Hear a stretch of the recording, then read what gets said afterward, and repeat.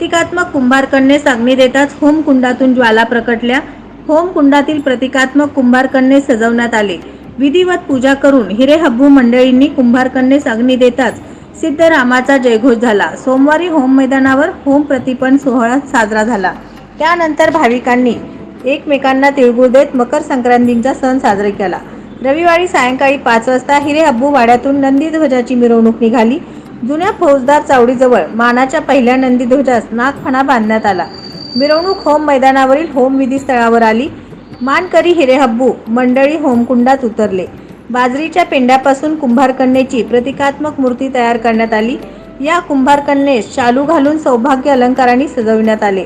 हातात बांगड्या, पायात जोडवे, गळ्यात मणी मंगळसूत्र घालण्यात आले। हिरेहब्बू यांनी त्या प्रतिकात्मक मूर्तीला अग्नी देताच होमकुंडातून ज्वाला प्रकट झाल्या। होम प्रतिपन्न सोहळा पार पडल्यावर 7ही नंदीध्वजांसह भाविकांनी होमकुंडास 5 प्रदक्षिणा घातल्या।